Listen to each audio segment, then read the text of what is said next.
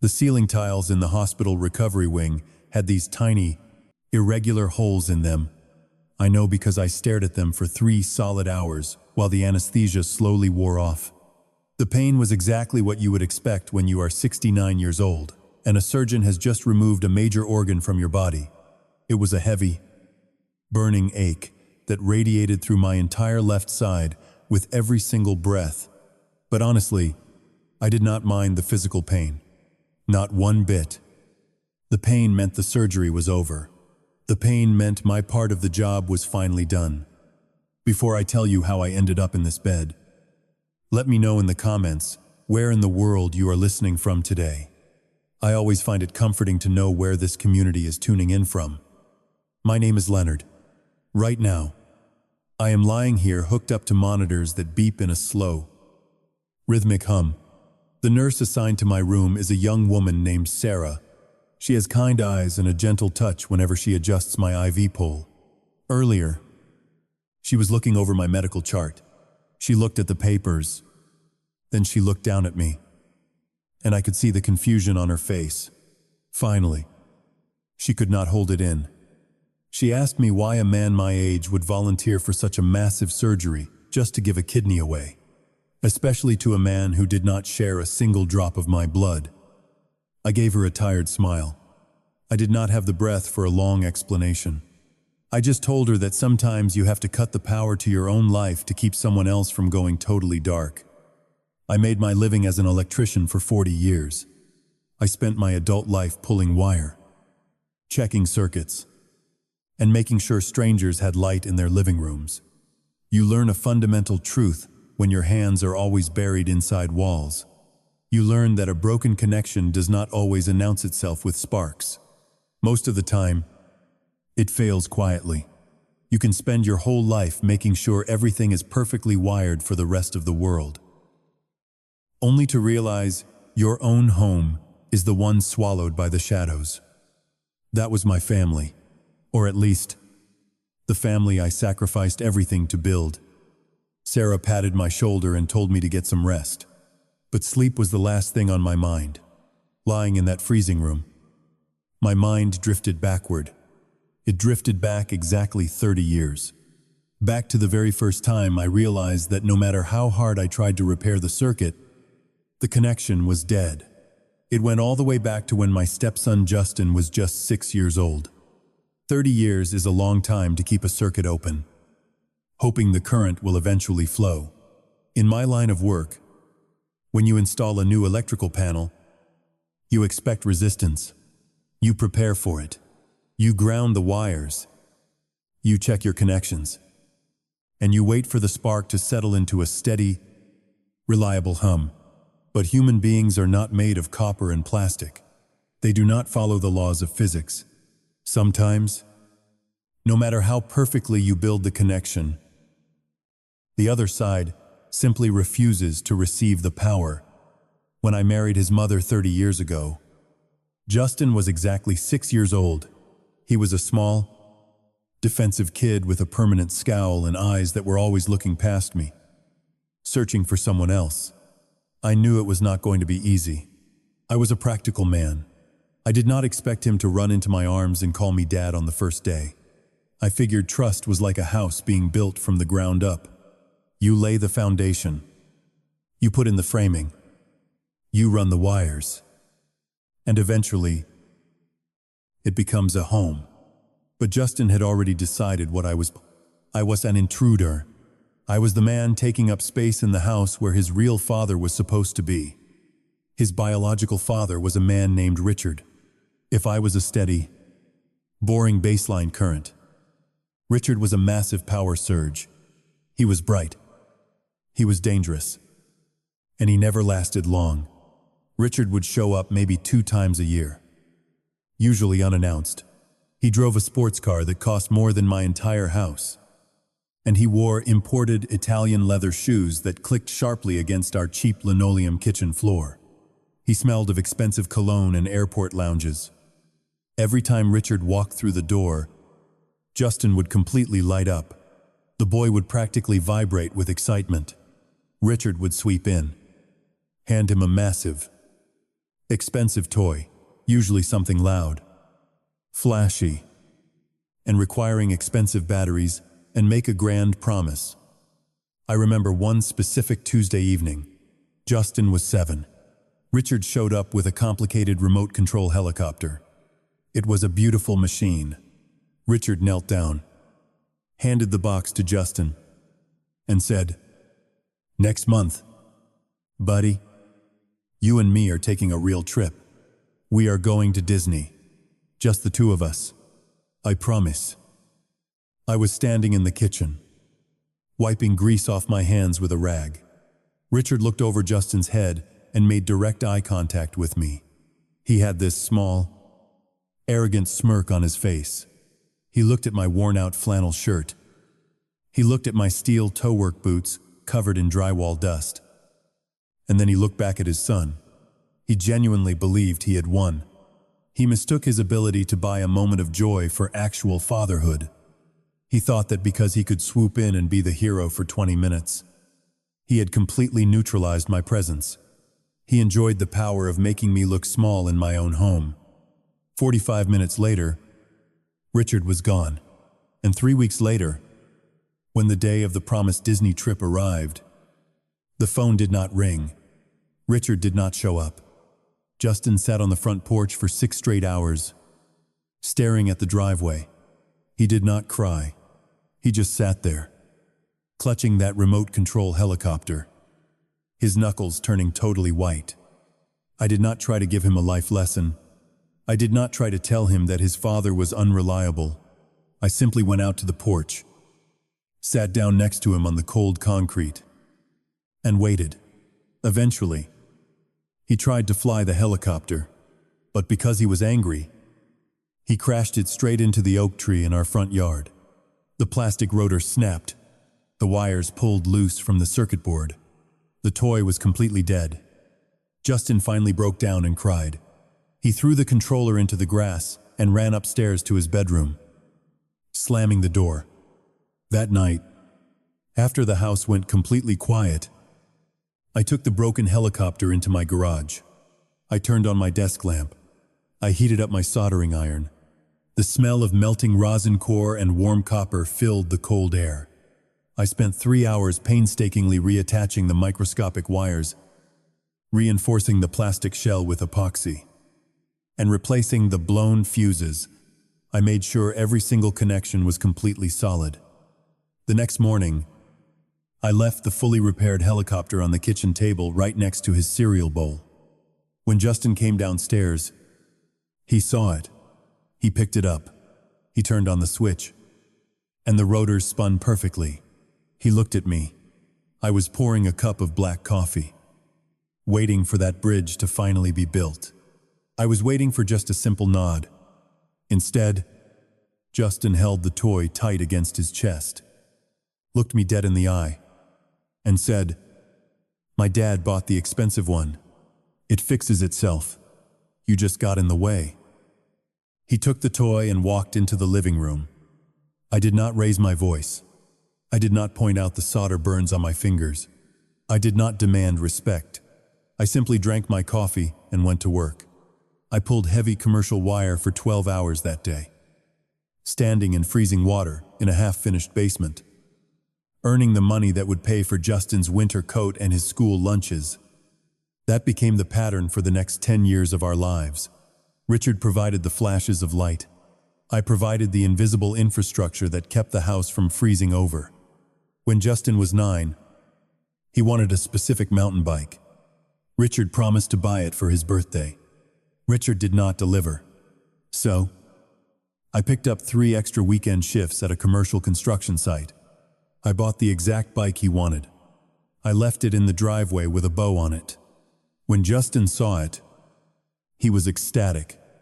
10 minutes later, the house phone rang. It was Richard. I heard Justin talking in the hallway. I heard him say, "Thank you for the bike." "Dad, it arrived this morning." Richard, of course, took the credit without a second thought. He told Justin he had ordered it specially. My wife heard the conversation. She was furious. She started walking toward the hallway to rip the phone out of Justin's hand and tell him the truth. I reached out and gently grabbed her arm. I shook my head. I told her to let it go. Why break the kid's heart completely? Why take away the one illusion that was keeping him happy? I accepted my role. I was never going to be Dad. To Justin, I was always going to be Leonard. Or, when he was talking to his teachers or his friends, I was simply my mother's husband.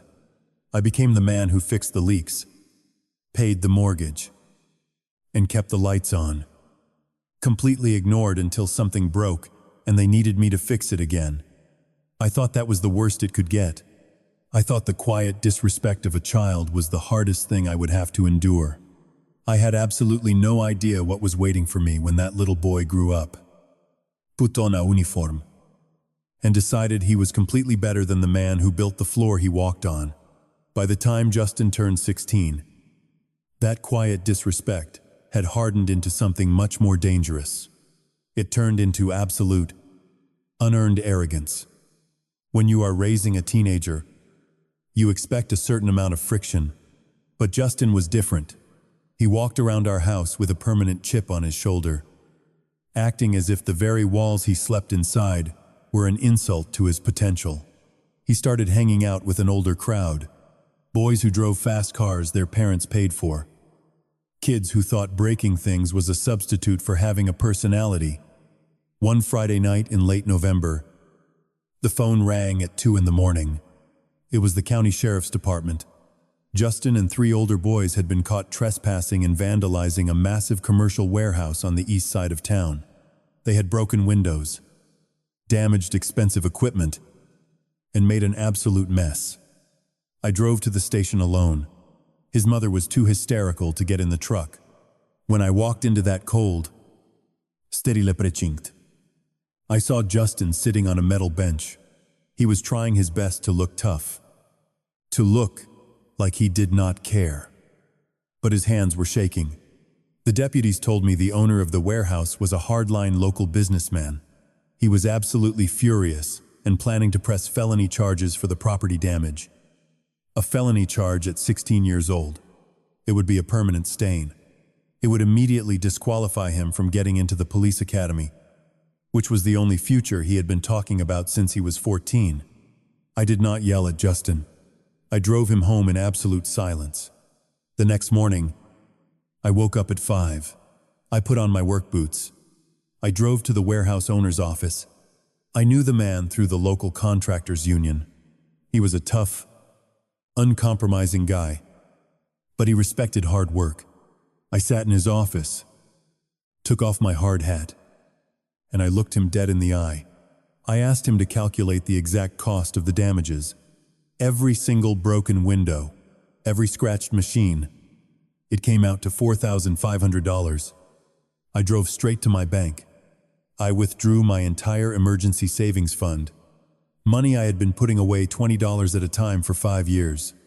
I brought him a certified cashier's check that same afternoon. I shook his hand, and I asked him to drop the charges so the boy's record would stay completely clean. He agreed. When I got home and told Justin the police were no longer pursuing the case, I watched his reaction very closely. I watched the tension completely leave his shoulders, but he did not say thank you. He did not ask how I fixed it. He actually smiled a little. He told his mother that the cops realized it was just a misunderstanding and let him go because he was a good kid. He genuinely believed he was untouchable. He mistook my silent sacrifice for his own invincibility. That was his first real taste of a false triumph. He thought his actions did not have consequences, simply because he never saw the man sweeping up the broken glass behind him. 2 years later, Justin graduated high school. He was 18. The graduation ceremony was held in the high school gymnasium. It was the middle of June, and the room was sweltering. I had pulled a 12-hour shift, pulling heavy-gauge wire in a new commercial building that morning to make up for the money I had spent keeping him out of jail. I arrived at the school late. I walked into the back of the gym. I was wearing my heavy canvas work jacket over a faded flannel shirt. My hands were stained with grease and copper dust that no amount of scrubbing could fully remove.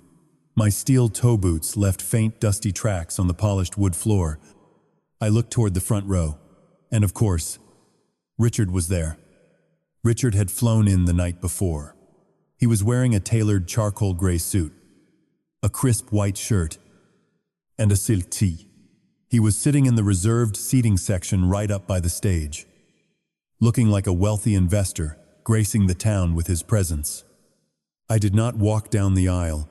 I did not want to embarrass Justin in front of his friends. I stood in the very back of the room, leaning against the cold-painted cinder block wall near the exit doors, crossing my arms and watching. Because of his athletic performance, Justin was given a special regional scholarship award. He walked up to the podium. He took the plaque. He leaned into the microphone. He looked right past his mother. He looked completely past the back of the room where I was standing in the shadows. He looked directly at the front row. "I want to take a moment to thank my dad," Justin said, his voice echoing through the gym, "for always being a role model, for showing me what real success looks like. I am going to make you proud." The crowd applauded. I watched Richard stand up. I watched him button his expensive suit jacket with a look of profound, arrogant satisfaction. He smiled, waved to his son, and absorbed the applause of 500 parents. He truly believed he had earned that moment. He thought his occasional flashy appearances had molded the young man on that stage. He had absolutely no idea that his son's bright future had been literally bought and paid for by the exhausted, dirty electrician standing silently by the exit signs. I remember the smell of that gym. I remember the heat. I remember the exact feeling of the rough cinder blocks against my back. But I did not interrupt. I did not walk out. I did not feel the need to scream the truth. In electrical work, a circuit breaker trips and takes the damage so the house does not catch on fire. It does its job in the dark, usually hidden in a basement. I absorbed the surge. I watched Richard play the hero. And I simply turned around, pushed the heavy metal doors open, and walked out into the parking lot to go back to work. I thought letting him have his illusion of independence would help him mature. I was completely wrong. Giving him a clean slate did not humble him. It only paved the way for him to put on a badge, get a gun, and convince himself he was a god. Justin went into the police academy when he was 21 years old. Honestly, I was proud of him. I genuinely was. I thought the rigid discipline of the academy would do him a lot of good. I thought learning how to serve a community, learning how to put other people first, might teach him something about humility. I was completely wrong. The academy gave him skills. Yes, but it also gave him a badge. And for a young man who had spent his entire life overcompensating for an absent, flashy father, that silver shield was not a symbol of public service. It was a weapon. It was absolute, undeniable proof that he was finally better than everyone else. His biological father, Richard, suddenly reappeared during this time. Of course, Richard always loved a winner. He had not paid a single dime toward Justin's prep courses or his living expenses while he was training. But on the day of the academy graduation, Richard was front and center. He took Justin to an expensive steakhouse downtown. He took dozens of photos, posting them online with captions about his hero son. Richard fed that growing ego. He poured gasoline on a fire that was already starting to burn out of control. Meanwhile, I was in my late 50s. My knees were really starting to go. When you spend over 30 years kneeling on hard concrete floors, crawling through uninsulated residential attics in the dead of summer, and pulling thick, heavy copper cables through narrow commercial conduits, your body keeps the receipt. My hands were permanently rough. The calluses on my palms were thick as old leather. There was always a faint, dark line of grease and copper dust under my fingernails that no amount of heavy-duty industrial soap could ever wash away. I woke up every morning with a stiff back, and I went to bed every night, smelling like ozone and drywall dust. Justin, on the other hand, was completely spotless. When he got his first official precinct assignment, he started coming over for Sunday dinners in his uniform. He did not have to do that. He had a locker at the station. He could have changed into civilian clothes before driving over, but he wore that uniform into my house like a tailored suit. He wanted us to see the polished black boots, the crisp, razor-sharp creases in the navy blue trousers, the heavy-duty tactical belt with all of its intimidating attachments. He walked into my house, the very house my calloused hands had paid for, like he had a warrant to be there, like he owned the air he was breathing. His stories at the dinner table completely changed. They used to be about normal things. Sports. Cars. Movies. No. They were exclusively about his authority. He talked constantly about how people looked at him on the street. He talked about making arrests. About how citizens trembled when he walked up to their driver's side window during a routine traffic stop. He loved the fear. He was young. He was arrogant. And he confused fear with genuine respect. And slowly, terribly, he started bringing that same authoritative tone right into our dining room. He started speaking to his mother, not like a son asking a question, but like a commanding officer giving directions to a civilian, and he started looking at me. Well, he stopped looking at me as a person entirely. To Justin, I was no longer the man who raised him. I was just part of the blue-collar background noise. I was the hired help that lived in the spare bedroom. The real shift, the moment I knew exactly how he viewed me, happened on a Sunday evening in late October. Justin was 24. He was sitting at the head of our dining table. I had let him sit there because I honestly did not care about chairs. I was exhausted.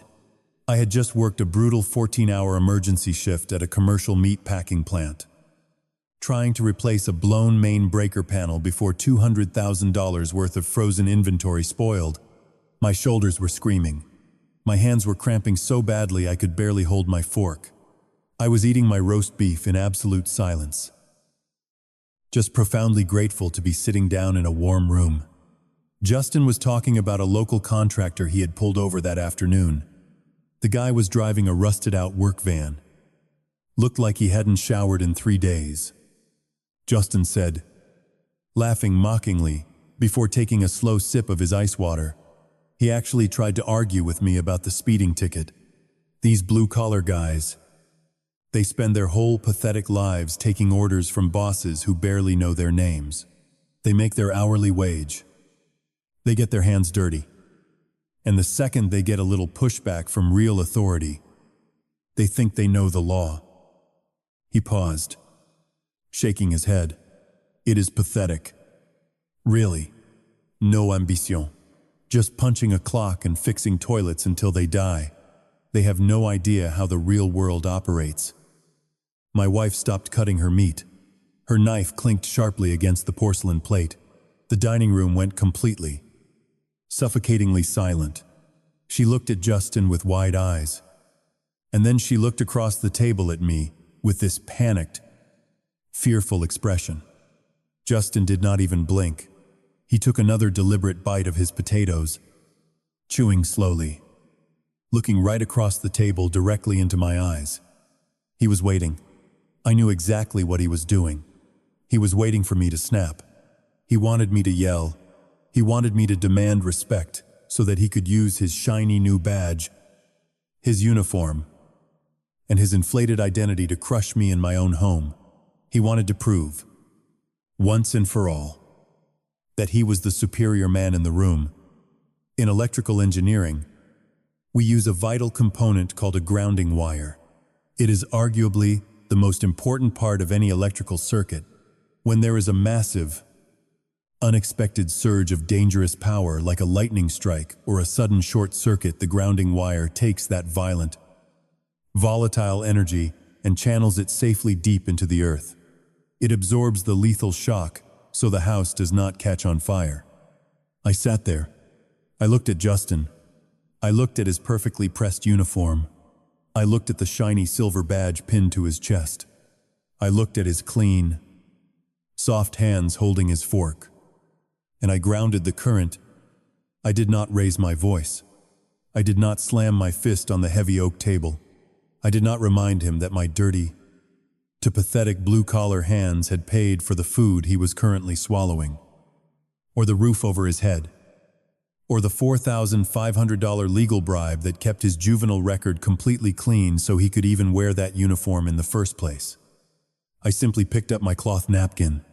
I wiped my mouth. I pushed my chair back, the wood scraping softly against the floor.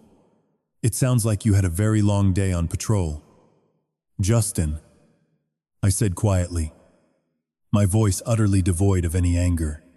I am going to go wash up. I turned my back on him and walked toward the kitchen. As I reached the sink to turn on the hot water, I heard it, behind me, in the dining room. I heard Justin chuckle. He said something very quietly to his mother, something highly dismissive.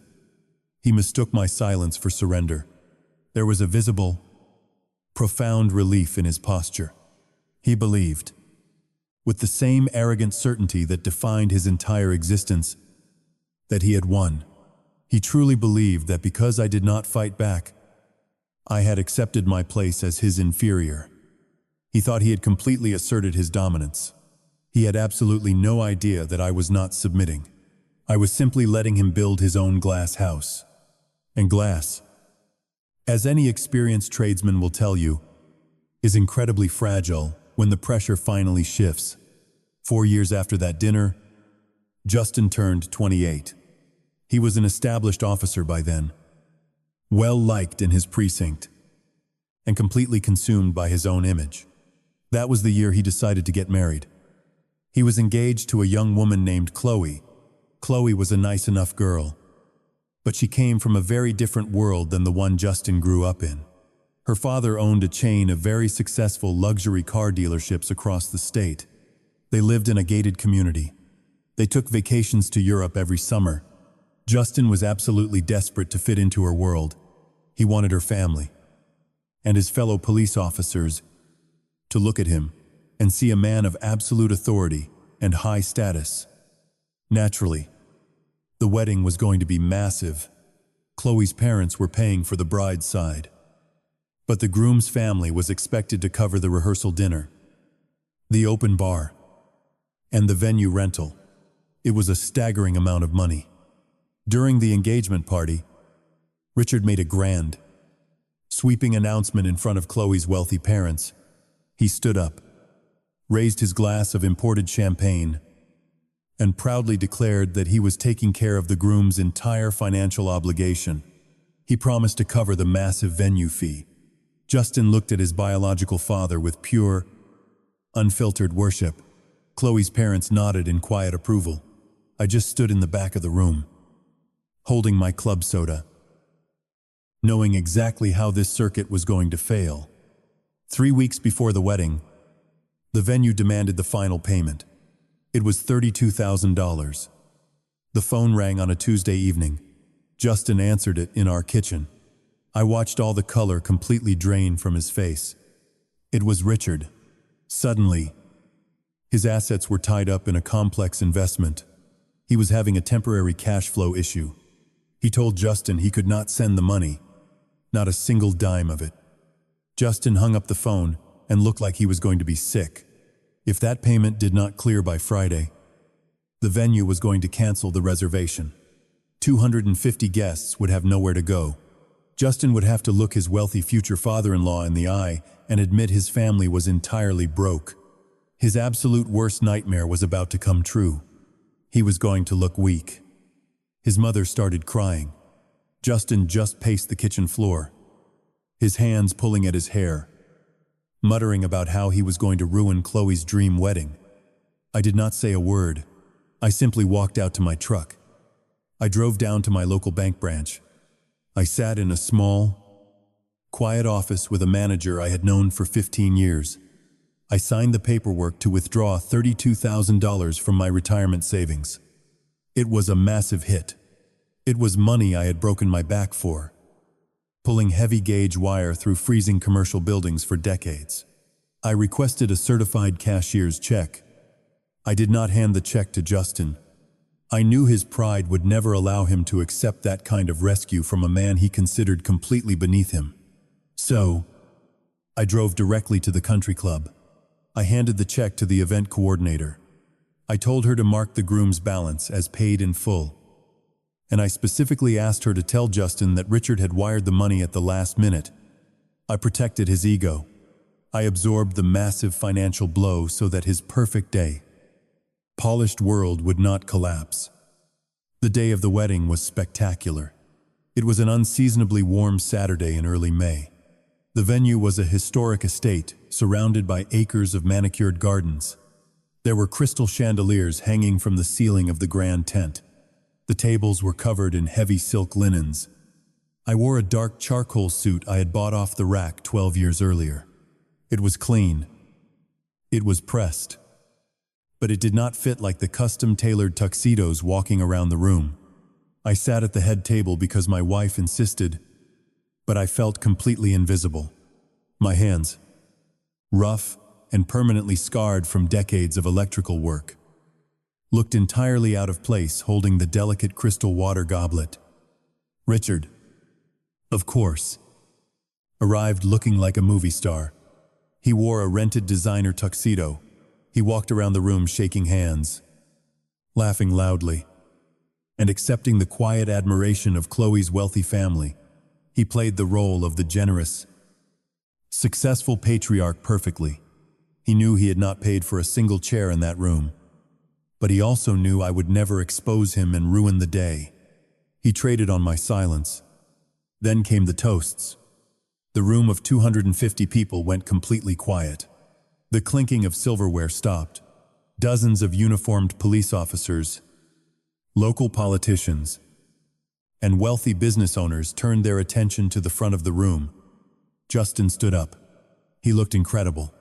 He was confident, beaming with pride. Holding the microphone with a steady hand, he thanked Chloe's parents. He thanked his groomsmen. And then, he turned his body toward the head table. "I want to take a special moment to thank my dad," Justin said, his voice echoing clearly through the massive speakers. He pointed directly at Richard, who was sitting at a prime table near the dance floor. "A man who taught me what it means to be strong. A man who always showed up when it counted. Thank you for making this amazing night possible, Dad." The crowd erupted into warm applause. Richard stood up, buttoned his jacket, and gave a humble wave. Justin waited for the applause to die down. He looked at his mother, gave her a warm smile, and then his eyes shifted to me. In my line of work, we call it a dead short. It is what happens when a live wire bypasses the normal load and sends all of its destructive energy straight into the nearest conductor. It happens in an instant. And I also want to acknowledge Leonard, Justin said, his voice perfectly steady, his tone casual, but painfully precise. "My mother's husband. Thanks for being here. Leo." He did not call me his stepfather. He did not say I helped raise him. In front of the most important people in his life, he carefully, deliberately stripped away any familial connection between us. He made sure every wealthy person and every police officer in that room knew exactly what I was. I was just the guy who married his mom. A plus one, an afterthought in a cheap suit. I did not flinch. I did not look down. I did not break eye contact with him. I slowly reached out with my calloused hand, picked up my crystal goblet, and took a quiet sip of ice water. I watched Justin's shoulders drop slightly. I watched a small, incredibly arrogant smile touched the corners of his mouth. He mistook my silence for total submission. There was a visible, profound relief washing over his features.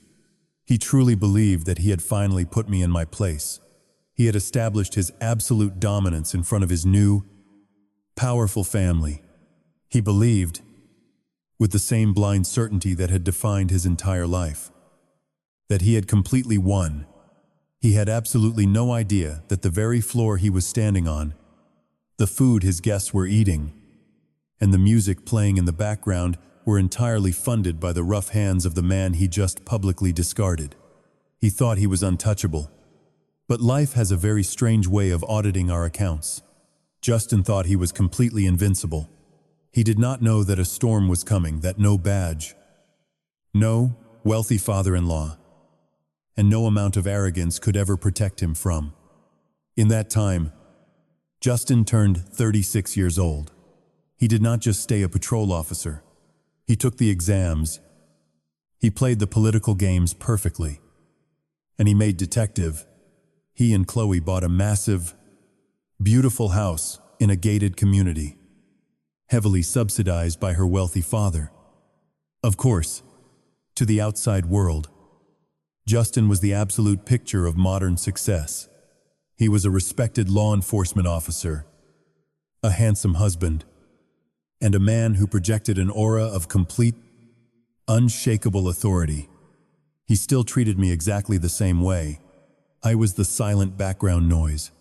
I was the hired help he occasionally had to tolerate at holiday dinners. He still carried that heavy, arrogant swagger, entirely convinced that he was the architect of his own perfect life. He thought he was completely invincible. But the human body is just a complicated machine. And in my trade, I can tell you from decades of experience that the most dangerous machines are the ones that run completely quiet right up until the exact moment of a catastrophic failure. There is no rattling. There is no warning light. The wires just burn hot inside the walls for years, melting the insulation away millimeter by millimeter, until one day, the main breaker simply violently trips and the whole house goes completely dark.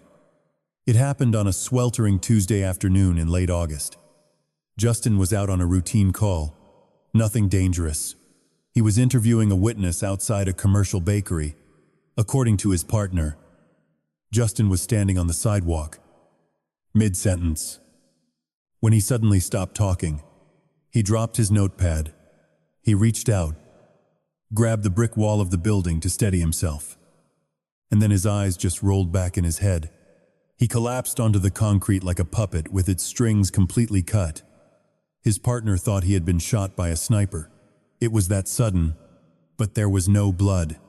Justin was just lying there, completely unresponsive, his skin turning an ashy, terrifying shade of gray. When the hospital called, my wife completely fell apart. She dropped the phone on the kitchen floor and started screaming. I did not panic. I picked up the phone. I've got the details. Grabbed my truck keys and drove her to the emergency room. I drove exactly the speed limit. I kept my hands steady on the wheel while she cried in the passenger seat.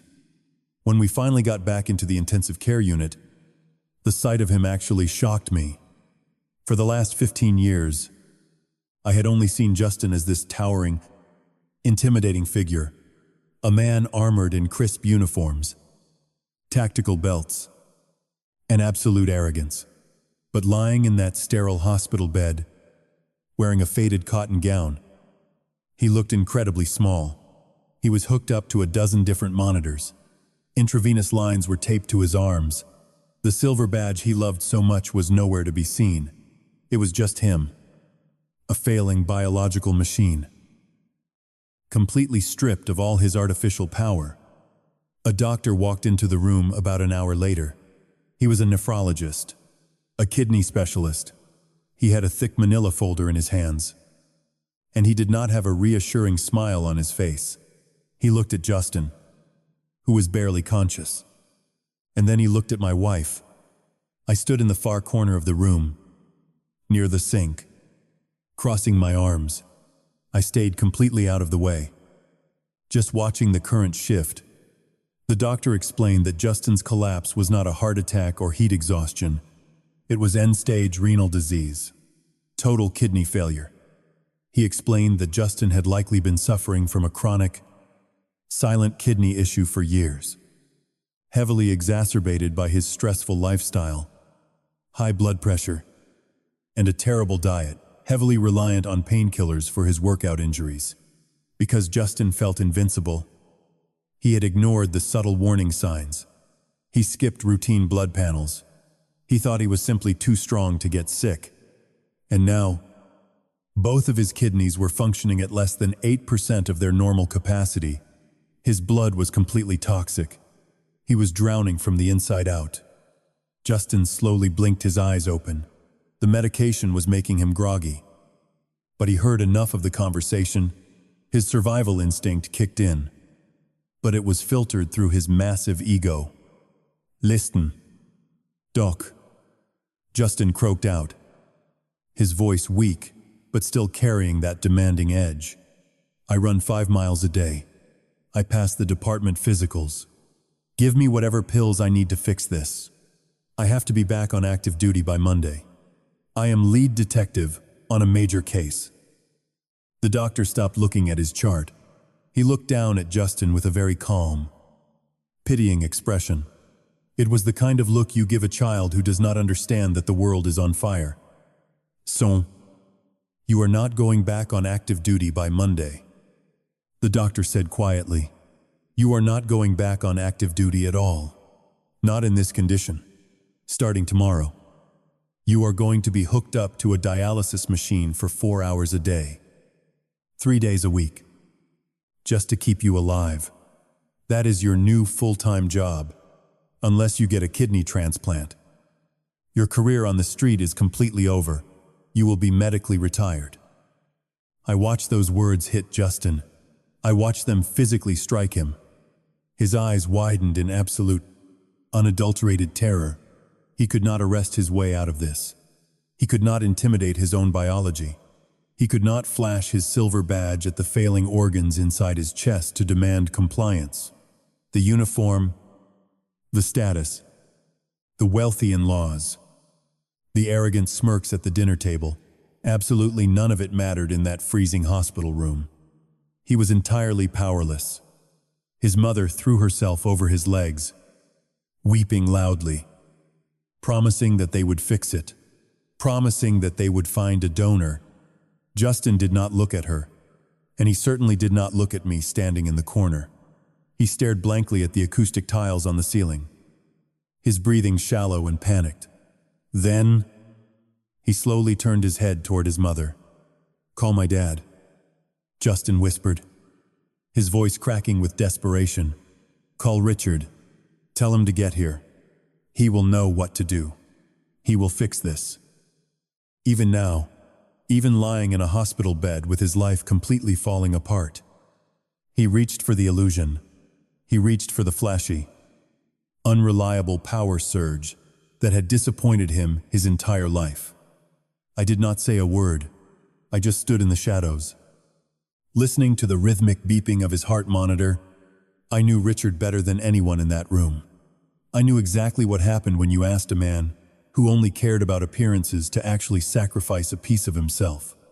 Justin was hoping for a miracle from a man who had never even bothered to buy him a bicycle. The glass house was already shattering, and the hardest lesson of his life was only just beginning. When a massive power grid goes down, the first thing people do is scramble for a backup generator. They want a quick fix. They want to flip a switch, hear an engine roar to life, and pretend the darkness never happened. But backup generators are only as reliable as the fuel you put in them. If the tank is empty, it does not matter how loud the engine sounds. It is going to leave you in the cold. For the next 3 weeks, Justin's entire world was completely reduced to a plastic chair and a humming machine. Dialysis is a brutal, exhausting process. I watched the man who used to strut around our dining room in a crisp police uniform, mocking working-class people, sit absolutely motionless while thick plastic tubes pulled his blood out of his body, filtered the toxins, and pushed it back in. It took 4 hours a day, 3 days a week. It drained all the color from his skin. It drained all the arrogant energy out of his voice. He was absolutely desperate for a way out. He needed a living donor. The wait list for a kidney from a deceased donor was easily 5 to 7 years. Justin did not have that kind of time, and he certainly did not have the patience He wanted a fast solution so he could get his badge back and return to his perfect, powerful life. His mother was the very first person to volunteer. She went into the clinic the day after his diagnosis. She filled out the massive stack of paperwork, rolled up her sleeve, and gave the blood samples. 2 days later, the coordinator called her. She was not a match. Between her age and a minor heart murmur she had developed in her 50s. She was completely disqualified from the surgical process. She cried for 2 entire days. Justin just stared at the wall. But then, the backup generator finally arrived. Richard flew in on a Thursday afternoon. He walked into the dialysis center, looking exactly like he always did. He was wearing a tailored navy blue blazer, expensive leather loafers, and a bright, confident smile. He walked right past the nurse's station without signing in, acting like the rules did not apply to him. He pulled a chair up next to Justin's machine. He grabbed Justin's hand, looked him deep in the eyes, and made the ultimate promise: "Do not worry about a single thing, buddy," Richard said, his voice loud enough for the nurses and the other patients to hear. "I am going to take care of this. You are my son. We share the same blood. I am getting tested tomorrow morning, and we are going to get you a brand new kidney.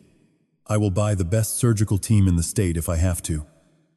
I was sitting in the waiting room reading a worn-out magazine, but I could hear every single word through the open door. I watched Justin completely light up, even hooked up to those tubes, looking gray and exhausted. That old, arrogant spark flickered back to life in his eyes. He believed it. He genuinely, desperately believed that his wealthy, successful biological father was going to swoop in and save him. He thought his bloodline was superior. Richard did not just make promises in the room. He took his phone out. He took a photo of himself holding Justin's hand next to the dialysis machine. An hour later, my wife showed me Richard's social media page. He had posted the photo with a long, dramatic paragraph about the unbreakable bond between a father and a son, and how he was preparing to undergo major surgery to save his boy. The post had hundreds of likes. People were calling him a hero. People were praising his sacrifice. He absorbed all the credit for a surgery he had not even been approved for yet. For the next 2 weeks, Richard played the part of the savior perfectly. He went to the initial blood draw. He went to the tissue typing appointment. Every time he finished an appointment, he called Justin to brag about how healthy the doctors said he was. Justin started talking about his return to the police force. He started talking about how he and Richard were going to take a celebration trip to Europe once the recovery was over. He was experiencing a massive, intoxicating false triumph. He thought the universe was finally giving him the ultimate proof that he and his father were special. He thought he had completely bypassed the consequences of his failing body. And then came the day of the final medical clearance. It was a Tuesday morning. Justin was sitting in our living room. He was holding his phone, waiting for Richard to call with the final surgical date. The phone rang at 10 in the morning. Justin answered it on the first ring. He put it on speakerphone so his mother could hear the good news. I was standing in the kitchen doorway, holding a cup of black coffee. "Hey, Dad," Justin said, his voice actually trembling with excitement. "Did they give you the date? Are we looking at early next month?" There was a very long pause on the other end of the line, the kind of heavy, suffocating silence that happens right before a circuit violently shorts out. "Listen, buddy," Richard said. His voice was different. The booming, theatrical confidence was completely gone. He sounded evasive. He sounded small. "I just got out of the consultation with the transplant board. And, well, it is incredibly frustrating." Justin sat up perfectly straight. "What is wrong? Did the tissue type not match?" "No. The match was fine," Richard said quickly. "But the surgeon ran a final evaluation on my chart, and they are very concerned about my blood pressure. It has been slightly elevated lately. Nothing major. Just a little stress. But the doctor said that with my specific lifestyle and my age, removing a kidney could potentially put me at a massive risk for a stroke. Justin just stared at the phone. His mother put her hand over her mouth. "So they rejected you?" Justin asked, his voice dropping to a whisper. "Well, not officially," Richard stammered, clearing his throat. "But the doctor highly advised against it. He told me it would be incredibly irresponsible to risk my own life. And I have to think about my business. Justin, I have employees who depend on me. I have investments. I cannot risk being incapacitated or worse. You understand? Right? We just have to find another donor. I will pay for a billboard. I will hire a private matching agency. Money is absolutely no object." Richard was lying. I knew it. Justin knew it. The doctors had not rejected him. Richard had simply reached the final stage of the process. Looked at the reality of the surgical knife. Looked at the weeks of painful recovery. And decided his son was not worth the inconvenience. He used a slightly elevated blood pressure reading as an escape hatch to back out of a sacrifice that required actual, physical pain. He was perfectly fine playing the hero on the internet. But he was completely terrified of the operating table. "You are backing out," Justin said. The realization was absolutely crushing. "I am being practical." "Justin," Richard snapped, his tone suddenly turning defensive and cold. "Do not try to guilt-trip me.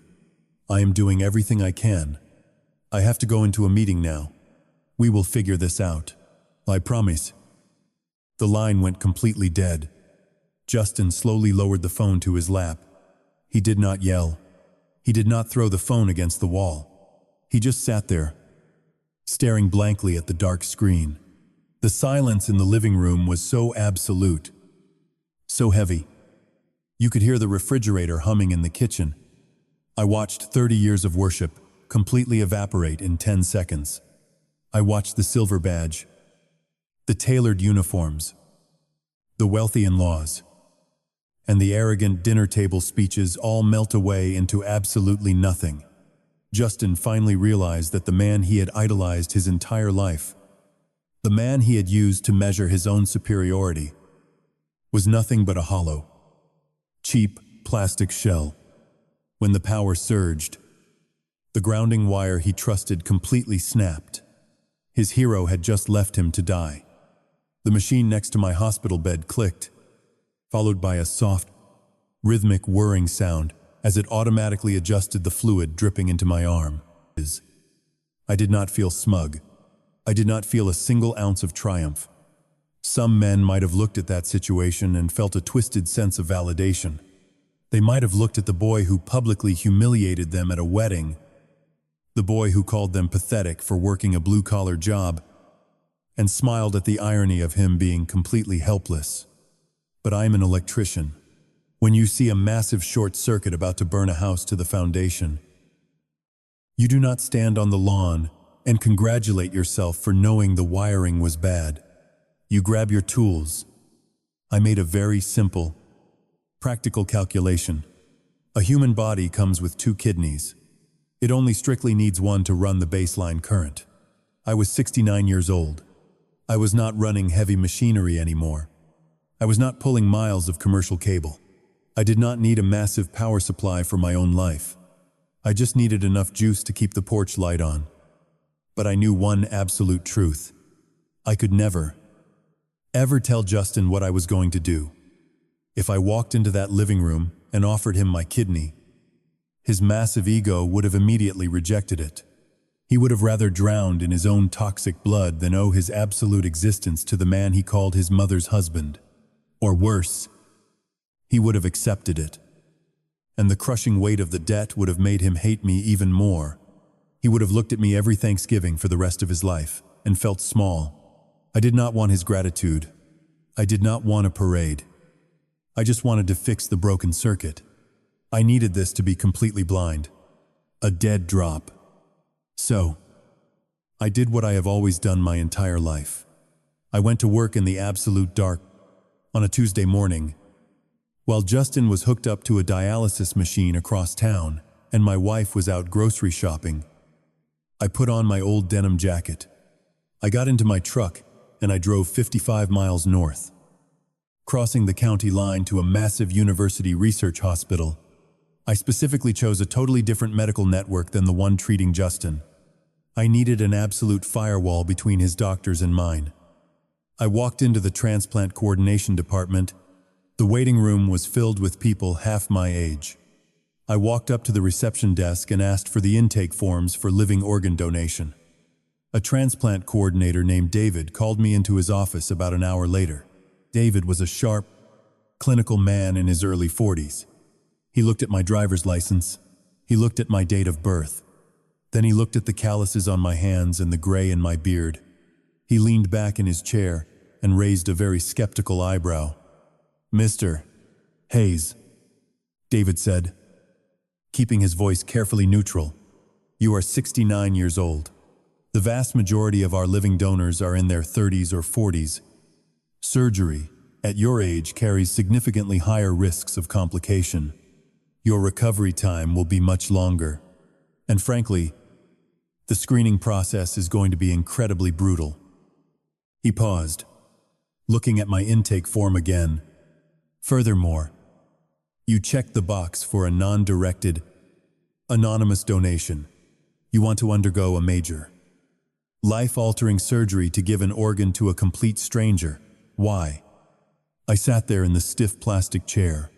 I could not tell him that the stranger was currently sitting in a recliner in my living room, dying slowly.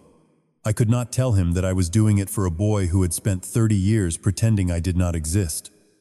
I looked David dead in the eye. "I have spent my entire life installing power lines, David," I said quietly, keeping my voice perfectly steady. "I build connections so other people do not have to live in the dark. I have a good working component that I do not strictly need anymore. Somewhere out there, somebody's system is failing. I just want to transfer the load." David looked at me for a very long time. He did not completely understand, but he recognized that I was absolutely serious. He did not know that I already had a specific target in mind, and that I was planning to use the National Registry's paired exchange program to force a blind match straight to Justin's hospital. He opened his desk drawer. He pulled out a massive stack of medical paperwork, at least 40 pages thick. He handed me a blue pen. "All right, Leonard," David said, his tone shifting from skeptical to purely professional. "If you are serious about this, we are going to test every single system in your body. We are going to stress your heart. We are going to audit your blood. And we are going to interrogate your mind. If you fail even one single metric, we will disqualify you immediately. We do not take chances with older donors." I took the pen. I did not hesitate. I started filling out the forms. I was about to face the most intense, physical, and psychological audit of my entire life. Justin thought his badge made him tough. He thought surviving the police academy made him invincible. He had absolutely no idea what an old, quiet tradesman was willing to endure just to make sure he woke up to see another morning. When you rewire a commercial building, you do not just hook up the main power line and hope for the best. That is exactly how you burn a structure to the ground. You have to run a complete diagnostic. You test the load capacity. You check the grounding wires. You push the entire system to its absolute limit in a highly controlled environment to see exactly where it might break. For the next 4 weeks, my body became that old building. The medical screening process to become a living kidney donor is grueling for a healthy man in his early 30s. For a 69-year-old retired tradesman, it is an absolute marathon of physical endurance. The hospital transplant board was terrified that I would suffer a major cardiac event on the operating table. They wanted to find a reason to disqualify me. So, they tested every single wire in my system. I spent entire days sitting in freezing examination rooms wearing a thin paper gown. They took so much blood during the first 2 weeks that my arms were completely covered in dark, heavy bruises. I had to undergo a massive battery of cardiovascular stress tests. They put me on a treadmill, hooked dozens of cold monitoring electrodes to my chest, and cranked the speed and the incline until my lungs were absolutely screaming for air. I did not stop. I did not ask for a break. I just stared straight ahead at the blank white wall of the examination room and kept my legs moving. The medical technicians were actually shocked by my stamina. They did not understand that when you spend 40 years carrying 50-pound spools of industrial copper wire up 3 flights of stairs in the dead of summer, your heart learns exactly how to endure a heavy load. Keeping this massive secret from my family required careful logistics. Back at our house, Justin was practically living in a medical recliner in the living room. Since Richard had made his pathetic excuse and completely abandoned him, Justin's arrogance had mutated into a dark, suffocating resentment. He was angry at the universe. He snapped at his mother constantly. He glared at me if I even walked through the room. He was drowning, and he absolutely hated everyone who was still breathing easily. One Tuesday evening, Justin actually threw a plastic cup of water against the kitchen cabinets because his mother had accidentally put too much ice in it. His daily fluid intake was strictly restricted, and he yelled at her, accusing her of not paying attention to his medical needs. My wife just stood there crying, wiping up the spilled water with a paper towel. I walked into the kitchen. My left arm was literally wrapped in tight medical gauze beneath my heavy shirt from a massive blood draw taken that very morning to save his life. I looked at Justin. I looked at his bitter, furious face. I did not raise my voice. I did not defend my wife. I did not demand an apology. I simply took the paper towels, cleaned up the water, and went back out to the garage. To explain my constant absences and my severe physical exhaustion, I had to create a solid lie. I told my wife that an old union buddy of mine was remodeling a hunting cabin up by the lake, and I had agreed to help him run the new electrical lines. It was the perfect alibi. It explained why I was leaving the house at 5 in the morning 3 days a week. It explained why I came home looking completely drained. And most importantly, it gave me a perfectly logical reason to wear long, heavy flannel work shirts indoors, which completely hid the bandages and the dark purple needle marks covering my arms. The physical tests were brutal, but they were not the hardest part of the audit. The absolute hardest part was the psychological evaluation. In the 3rd week of the process, I was required to sit down in a quiet, sterile office with the hospital's chief transplant psychiatrist. Her name was Dr. Evans. She was a sharp, highly observant woman in her 50s. Her entire job was to make sure I was not being coerced, that I was not secretly being paid, and that I was not trying to commit an elaborate form of slow suicide. She sat across from me, holding a thick yellow notepad. She asked me the exact same questions in 5 different ways. Leonard, do you fully understand that at 69 years old, this surgery will permanently alter your baseline health? She asked, keeping her eyes locked directly on mine. Your recovery will take months. You could face chronic pain. You are taking on a significant risk of lethal complications. I nodded slowly. I understand the risks perfectly. She leaned forward, resting her arms on the desk. Then you need to help me understand the motivation. You applied for a non-directed donation. You are offering a major organ to a complete stranger. Why? Are you feeling guilty about something in your past? Are you trying to make up for a mistake? I sat quietly in the stiff plastic chair. I thought about the broken remote control helicopter in the front yard. I thought about the $4,500 cashier's check I handed to a warehouse owner to keep a 16-year-old out of juvenile detention. I thought about the $32,000 I pulled from my retirement savings to pay for a wedding, only to be publicly introduced as a random +1. No, I told her. my voice perfectly steady. I do not have any guilt. I have worked very hard my entire life. Does your family know you are doing this? She pressed. No, and they never will. Why keep it a secret? Because this is my circuit, I said, leaning back in my chair. My wife is already dealing with enough stress at home. I do not want to add to her plate. I am a very practical man. Doctor, I have 2 kidneys. I am at the end of my working life. I do not need a massive backup power supply anymore. Somewhere out there, somebody is entirely out of power. I just want to transfer the load while my equipment is still good. Dr. Evans watched me for a very long time. She was looking for a crack in the foundation. She was looking for a hidden savior complex, or a desperate need for validation. But all she found was a tired, quiet electrician who was completely at peace with his own decision. She finally closed her notebook. She clicked her pen. You are a very rare kind of man. Leonard, she said softly. 2 days later, I was sitting in my truck in the parking lot of a local hardware store. It was raining heavily. The drops were hitting the windshield in a steady rhythm. My cell phone rang. It was David, the transplant coordinator. I answered it and held it to my ear. Leonard, David said, his voice crisp and entirely professional. The medical board just finished reviewing your final file.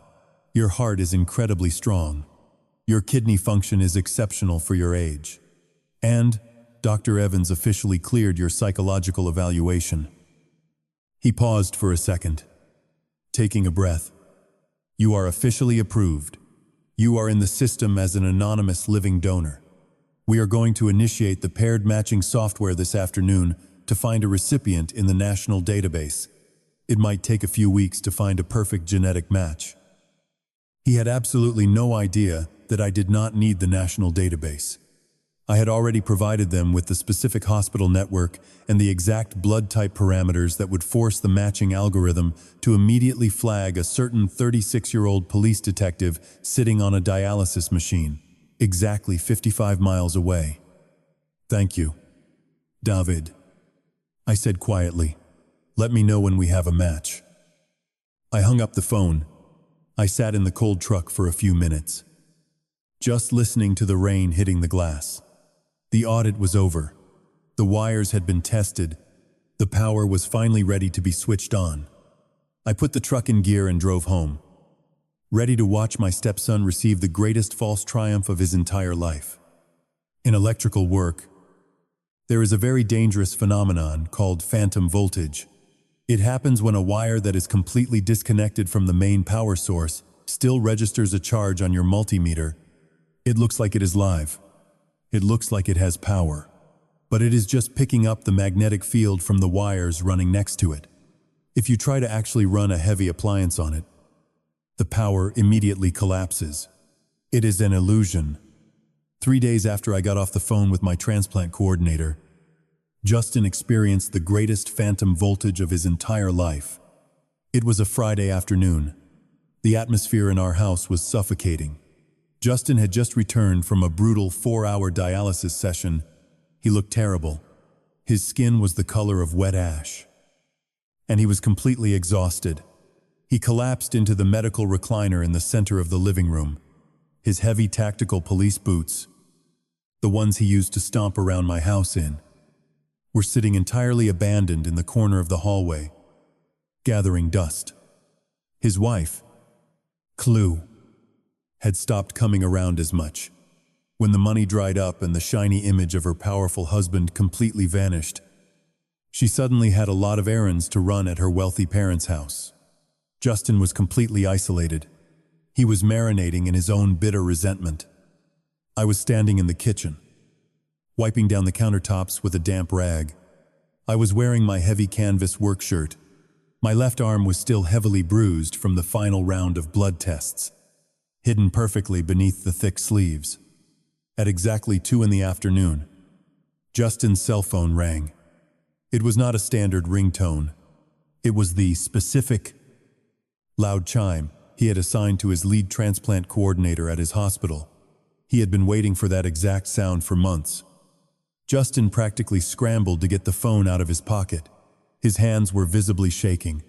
He answered it and immediately put it on speakerphone so his mother could hear. "This is Justin," he said, his voice completely raw. "Justin, it is Dr. Miller." The voice on the other end said. The doctor sounded genuinely thrilled. "I am looking at your chart right now, and I had to call you immediately. We have a match." My wife gasped loudly and covered her mouth with both hands. I stopped wiping the counter. I slowly put the rag down and leaned against the sink. Crossing my arms, I stayed completely silent, watching the current flow. "A match?" Justin asked, his breath hitching. "You mean from the National Deceased Registry? Someone died?" "No," Dr. Miller said, his voice echoing through the quiet living room. "This is what makes it so incredible. Justin, it is a living donor. An anonymous living donor right here in the state just cleared the final psychological and physical evaluations this morning. We ran their blood through the National Paired Matching Software, and their tissue type is an absolute 100% perfect mirror of yours. It is a 1 in a million genetic alignment. I have never seen a blind match this clean in my entire career." Justin just stared at the phone. He was completely speechless. "They are ready to proceed immediately." Dr. Miller continued, "If you are cleared, we can schedule the transplant surgery for next Thursday. We can get you off that dialysis machine permanently."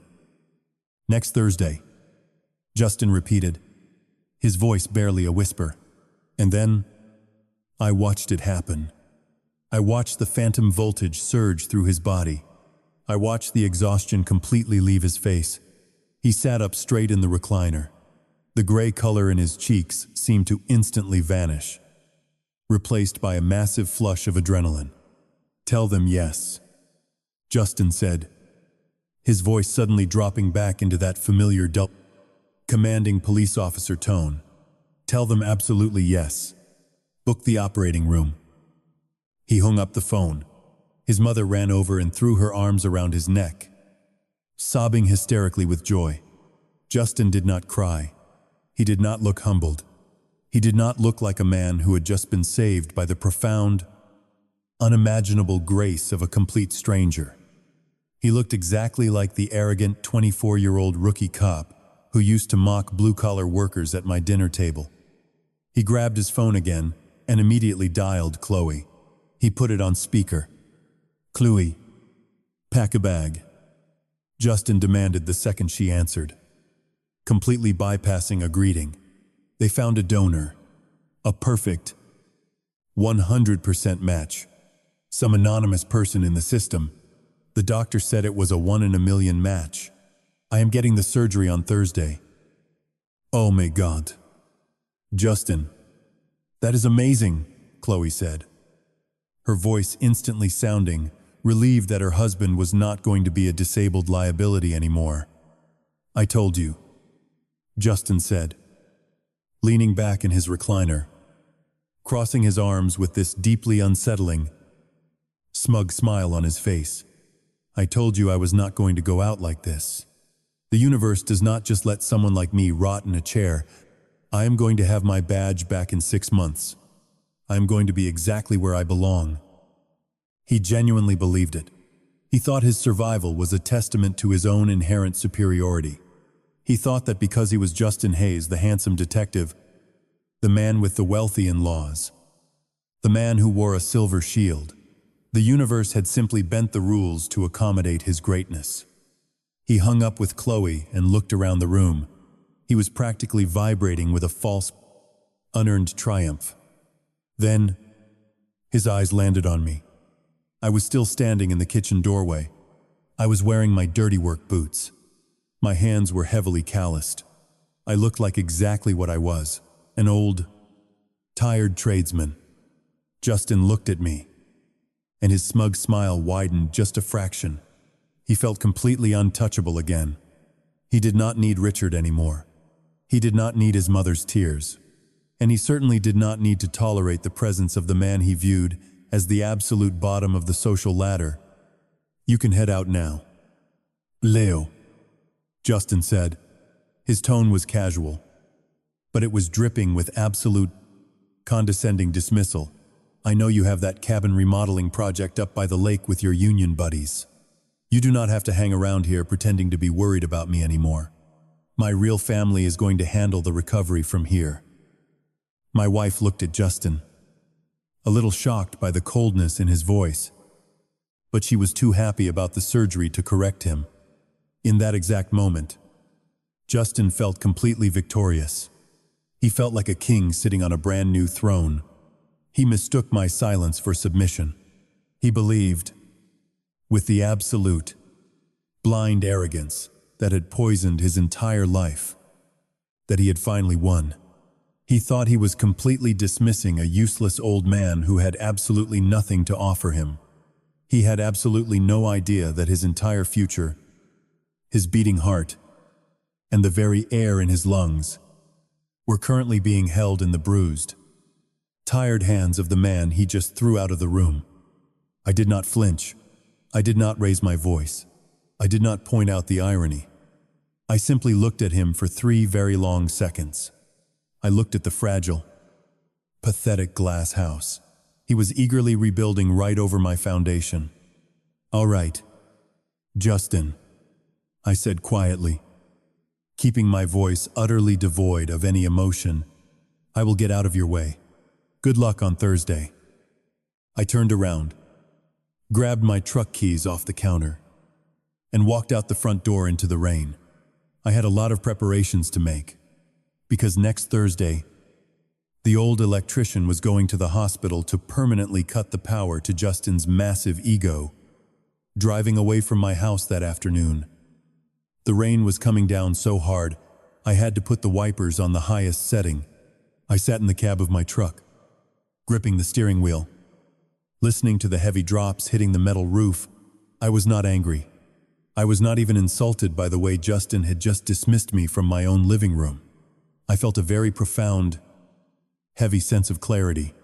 When you know exactly how a job is going to end, the insults do not really matter anymore. I did not go to the hardware store. I drove straight downtown to a small brick building where my attorney kept his practice. His name was Marcus. He had handled all of my independent contracting paperwork for over 20 years. I walked into his office. I took off my wet canvas jacket. I sat down in the leather chair across from his desk, and I told him I needed to completely restructure my estate. I told him I was going into the hospital for a major, high-risk surgery on Thursday morning. Marcus stopped typing on his computer. He looked at me with genuine, deep concern. He knew my age. He knew I was 69 years old. He asked me what was wrong, what kind of disease I was fighting. I told him I was not sick at all. I told him I was voluntarily extracting an organ to give to an anonymous recipient. He stared at me like I had lost my mind. He leaned forward and asked me why I would take on a massive mortality risk for a complete stranger. I looked at him calmly. I told him that in my line of work, you always make sure the power grid is completely secure before you walk away from the job. I spent 3 hours in that office. We drew up a brand new, ironclad will. I transferred the vast majority of my life savings, my retirement accounts, and the equity of my house into an irrevocable trust, entirely in my wife's name. I made absolutely sure that if I died on the operating table, Justin would not have the legal authority to touch a single dime of her money to fund his arrogant lifestyle. If my own internal breaker tripped and my life ended, I needed to know she had a permanent backup generator. Marcus notarized the final pages. He shook my hand. He looked at me with a quiet, solemn respect. The kind of respect you give a man who is walking into a burning building completely on purpose. Wednesday night was the hardest part. The night before the surgery, the atmosphere in our house was completely electric. Justin's wife, Chloe, had magically reappeared now that her husband was guaranteed to be a healthy, Powerful police detective again. She was sitting in the living room, looking at vacation brochures on her phone. Justin was packing a sleek leather overnight bag. He was actually laughing. He was on the phone with his police precinct, bragging loudly to his captain about how he would be back in uniform and out on the streets in less than 6 months. I stood in my bedroom alone. The door was cracked open just enough for me to hear his arrogant voice echoing down the hallway. I pulled an old, faded canvas duffel bag out of my closet. I did not have an expensive leather weekender. I packed 3 heavy flannel shirts. I packed some thick wool socks. I packed my shaving kit and a worn-out paperback novel. The zipper on the bag caught halfway, and I had to yank it hard to get it closed. My wife walked into the bedroom. She was completely frantic, holding a checklist of things Justin needed for his hospital stay. She looked at my duffel bag on the bed. She looked at my heavy work boots sitting on the floor. "Are you sure you have to go up to the lake tomorrow?" "Leonard?" she asked, her voice completely distracted. "Justin's surgery is early in the morning. I am going to be a nervous wreck sitting in that waiting room all by myself." I looked at her. I looked at the dark circles under her eyes. I wanted to tell her the truth. I wanted to tell her that I was going to be exactly 55 miles away, lying unconscious on a stainless steel table, bleeding for her son. But I knew if I told her, Justin would find out, and if Justin found out, his massive ego would violently reject the surgery. He would rather die than owe his life to the old tradesman he had publicly humiliated. I promised the union boys I would run the main power lines for the cabin. I said quietly, lying straight to her face for the first time in 30 years, "It is a big job, but I will have my phone on me whenever I have a signal. You just call me when he wakes up." She nodded. She walked over, gave me a quick, absent-minded kiss on the cheek, and hurried back out to the living room to tend to her son. She did not notice the heavy purple bruises covering my left arm. She did not notice how quiet I was. She was entirely consumed by the miracle of the anonymous donor. It was the loneliest I have ever felt in my entire life. I left the house at 4 o'clock on Thursday morning. The streets were completely empty. It was pitch black outside. I drove my old truck up the interstate, crossing the county line in total silence. I did not turn the radio on. I just listened to the hum of the tires against the cold pavement. When I arrived at the university hospital, I parked in the long-term garage. I pulled my heavy canvas jacket tight against the morning chill. I walked through the sliding glass doors of the surgical admission wing completely alone. There was no family surrounding me. There was no one taking pictures to post on the internet, like Richard had done. There was no one holding my hand and telling me I was a hero. I was just an old man with a canvas bag, checking in for a major extraction. The nurses took me into a small, freezing pre-operative room. They told me to take off my civilian clothes and put on a thin, faded cotton hospital gown. I folded my flannel shirt. I lined up my heavy steel toe boots perfectly parallel against the wall. A young nurse came in to start my intravenous line. The needle slid into the back of my bruised hand. The cold saline solution started dripping into my veins. I laid my head back on the thin, stiff pillow and stared at the fluorescent lights humming on the ceiling. I looked at the digital clock on the wall. It was 6:30 in the morning. I knew that right at that exact moment, 55 miles away, Justin was checking into his own luxury suite at the other hospital. He probably had his mother fussing over his pillows. He probably had Chloe sitting next to him, holding his hand. He was probably surrounded by an entire team of doctors treating him like absolute royalty. He was entirely convinced that his superior bloodline and his high status had earned him this massive stroke of luck. He was completely insulated by his own arrogance. David, the transplant coordinator, walked into my room. He was holding a thick metal clipboard. He looked at me lying there alone. He had seen hundreds of donors, but he always looked a little sad when someone came in without a single family member to sit with them. "Good morning, Leonard," David said softly. The recipient is prepped and ready at the receiving hospital. The transport team is standing by to move the organ the second we finish. Are you ready? I did not hesitate. I did not feel any fear. I am ready. David, I said, my voice perfectly steady. Let's turn the power back on. I closed my eyes as the orderlies unlocked the wheels of my bed. I felt the slight jolt as they pushed me out into the brightly lit hallway, rolling me slowly toward the operating theater. The secret preparation was entirely over. The circuit was completely wired, and the absolute greatest reckoning of Justin Hayes' entire life was only a few hours away. As the wheels of the hospital bed clicked rhythmically over the seams in the linoleum floor, I stared up at the passing fluorescent lights. The hallway felt like it was miles long. David, the transplant coordinator, was walking right beside the bed, holding my massive medical file against his chest. He was quiet. He knew better than to make small talk with a man heading into a major operation. Before we reached the heavy double doors of the surgical wing, I reached my good hand across my chest. I slipped my fingers into the small front pocket of my thin cotton hospital gown. I pulled out a single, plain white envelope. It was completely sealed. There was no name written on the front. I held it up. David looked down, a little surprised, and gently took it from my fingers. I had written it the night before, after my wife had gone to sleep, and after Justin had finished loudly bragging on the phone to his police captain about his miraculous, anonymous donor. I had walked out to my garage. It was freezing out there. I did not turn on the overhead lights. I just clicked on the small, harsh desk lamp clamped to my old wooden workbench. The air smelled like motor oil, old sawdust, and cold concrete. It was the exact same workbench where I had painstakingly resoldered the microscopic wires of a broken remote control helicopter for a completely ungrateful 7-year-old boy nearly 3 decades earlier. I sat down on my metal stool. I pulled a single sheet of yellow-lined paper from a heavy clipboard.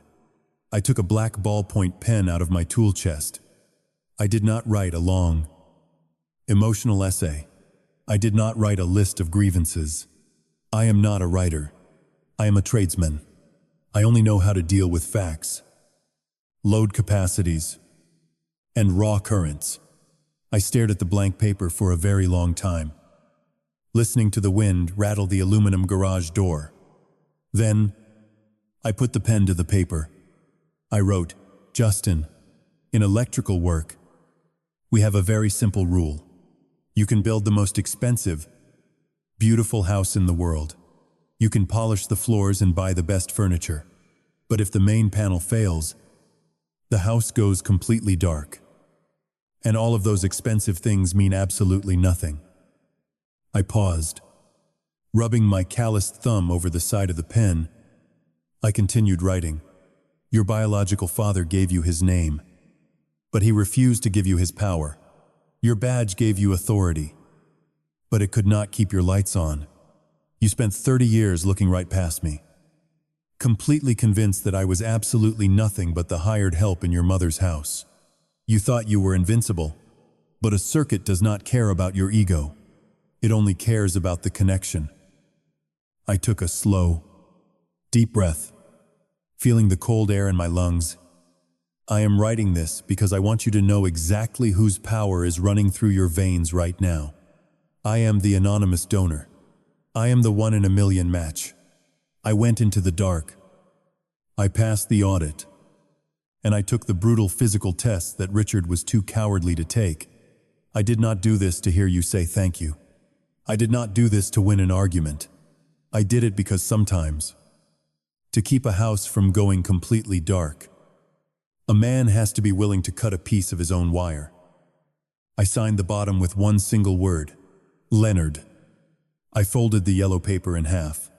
I slid it into the white envelope, sealed the edge, and put it in the pocket of my heavy canvas jacket, waiting for the morning. Now, lying on the moving hospital bed, I looked up at David. Is this for the recipient? David asked. his voice very soft, gripping the envelope carefully. "Yes," I told him, keeping my breathing perfectly steady. "I know the protocol says anonymous donors and recipients are kept strictly separated, but I need you to promise me something. David, give that envelope to the lead transport surgeon. Tell him that when the recipient opens his eyes in the recovery room, that letter needs to be the very first thing they place in his hands." David looked at the envelope, and then he looked deeply into my eyes. He did not know the history. He did not know about the wedding humiliation or the 30 years of quiet disrespect. But he was a smart man. He could see the absolute, heavy finality in my expression. He nodded once, slipping the envelope securely into the front pocket of his scrubs. "I give you my word." "Leonard," David said. "He will get it." The orderly pushed my bed through the heavy metal double doors. The operating theater was massive. It was freezing cold, at least 15 degrees colder than the hallway, designed to keep bacteria at an absolute minimum. The room was blindingly bright. There was a team of at least 8 people dressed in sterile blue scrubs, moving rapidly around the room, preparing stainless steel trays of terrifyingly sharp instruments. They slid me off the transport bed and onto the narrow, incredibly firm operating table. My arms were immediately strapped down to the sideboards. Someone placed a heavy, warm blanket over my chest.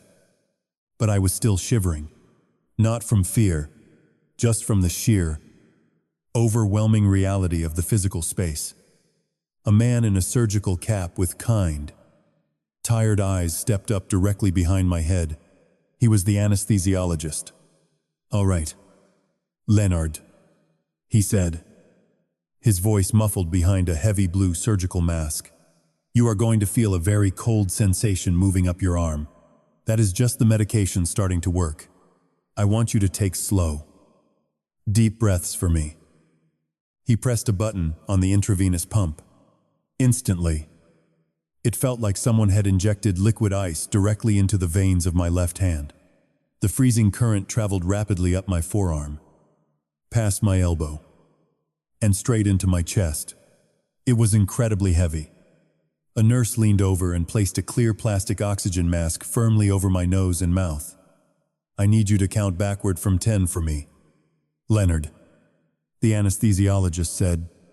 I stared straight up at the massive, circular surgical lights hanging from the ceiling. They looked exactly like a stadium floodlight, burning with an intense, perfect white energy. 10. I thought about Justin, 55 miles away. I imagined him lying in his own luxurious preoperative suite. I imagined his arrogant, smug smile. I imagined him completely confident that his superior status had saved him. 9. The edges of my vision started to blur. The blinding white light above me began to fracture into small, fuzzy halos. The beeping of the heart monitor next to my ear seemed to slow down, stretching out into a low, echoing hum. 8. I did not feel angry anymore. I did not feel any resentment. The heavy, freezing current creeping into my brain was washing all of it completely away. I just felt an absolute, profound sense of peace. I was a tradesman. I had done my job. I had secured the perimeter. I had wired the connection. And I was finally closing the wall. 7. The room started to spin slowly. The voices of the surgical team faded into a completely unintelligible murmur, like listening to a television playing in another room through a thick, heavy door. 6. I reached for the main breaker in my mind. I gripped the heavy, industrial handle. I pulled it down. The lights went completely, beautifully dark, coming out of deep. Surgical anesthesia is not like waking up from a nap. It is not peaceful. It is like being pulled up from the bottom of a freezing, completely dark ocean by a very heavy chain.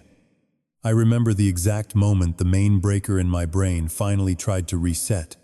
It was a slow, violent struggle. The lights above me were no longer the massive, blinding circular surgical lamps. They were the soft, dim fluorescent tubes of the intensive care recovery wing. My throat felt like it was completely coated in heavy fiberglass insulation. My mouth was entirely dry. And then, the physical reality of the surgery hit me. My left side felt like it had been violently struck by a commercial work truck. The pain was absolute. It was a deep, searing, heavy burn that radiated through my entire torso with every single shallow breath I tried to take. At 69 years old, your body does not bounce back from major trauma. It absorbs it. It catalogs every single cut, every single severed nerve, and it holds on to the shock for a very long time. I laid there listening to the steady, rhythmic clicking of the morphine pump next to my ear. I was missing a massive piece of my core machinery. But honestly, for the very first time in my entire life, I felt completely, undeniably useful. The pain did not bother me. The pain was just the receipt for a job well done. Nurse Sarah stepped into my field of vision. She leaned over the metal bed rail, her face coming into focus. She had a very gentle expression, but I could see the profound exhaustion around her eyes. "Welcome back to the world, Leonard," she whispered, checking the heavy bandages wrapped tightly around my abdomen. I tried to speak, but my voice was completely gone. I just managed a very small, tired nod. "The surgical team was incredibly impressed with you," Sarah continued, her voice soft in the quiet room. "The extraction was completely flawless. Your heart rate stayed perfectly steady the entire time. The organ was extremely healthy, and the transport team left the hospital via helicopter exactly 4 hours ago." 4 hours. That meant the power had already arrived at its destination. That meant the circuit was already closed. Sarah took a small sponge, dipped it in ice water, and gently swabbed my cracked lips. "Usually, the waiting room is packed with family members pacing the floor after a major extraction like this," she said quietly. "Are you absolutely sure you do not want me to call anyone for you? You should not be completely alone right now." I looked at her kind face. I thought about my wife sitting 55 miles away in a different hospital waiting room, completely oblivious to where her husband actually was. I thought about the lie I had told her about wiring a hunting cabin at the lake. I slowly shook my head. I swallowed hard, finding just enough moisture in my throat to speak a few raspy words. "No, Sarah," I whispered, closing my eyes against the harsh glare of the ceiling lights. "My job here is entirely done. Now, we just wait for the lights to come on." She did not push the issue. She just adjusted my blankets and let me drift back into the quiet, heavy fog of the pain medication. But my mind did not stay in that freezing room. My mind traveled exactly 55 miles south, down the interstate, to the luxury recovery suite at the other hospital. I knew exactly how a living donor kidney works. For a man in end-stage renal failure, getting a perfectly matched organ is an immediate, miraculous shift. It is not a slow, gradual recovery. The very second the surgeon unclamps the arteries and the fresh blood flows into the new kidney, the body instantly begins to clean itself. The heavy, toxic, suffocating fog that had been poisoning Justin's brain for months would have started lifting before he even opened his eyes. I pictured him waking up. I knew exactly what his room looked like. His mother was absolutely sitting on the very edge of his bed, holding his hand, crying tears of pure, unfiltered joy. Chloe was probably standing near the window, texting her wealthy parents that her handsome, powerful husband was completely fixed. Justin would have opened his eyes. He would have taken his very first deep breath in 6 months without feeling like he was drowning in his own fluids. He would have felt the raw, natural strength rapidly returning to his 36-year-old muscles. The gray, ashy color of his skin would have already been replaced by a healthy, vibrant flush. And I knew Justin better than anyone. I knew that the very first emotion he felt would not have been humility. It would not have been a quiet reverence for the absolute miracle of human sacrifice. It would have been absolute, unadulterated triumph. He would have looked around that expensive hospital room. He would have looked at his weeping mother. And he would have smiled that same arrogant, dismissive smile he used to wear at my dining room table. He would have felt completely, permanently validated. He would have thought to himself, I am Justin Hayes. I wear a silver badge. I belong to a superior class of people. The universe does not let someone like me die in a chair. The universe bends its own rules to save me. He would have felt entirely invincible again. It would have been the ultimate false calm. The glass house he lived in was completely rebuilt, shining brilliantly in the morning sun, completely paid for by someone else's blood. But David, my transplant coordinator, was a man of his absolute word. I pictured the heavy wooden door of Justin's luxury recovery suite slowly opening. The lead transport surgeon would walk into the room. He would not be smiling. He would be wearing his green surgical scrubs, completely exhausted from the grueling, high-stakes operation. Justin would look at him. Justin would probably try to crack a confident joke, or arrogantly demand to know exactly how soon he could get his uniform back on and return to the police precinct.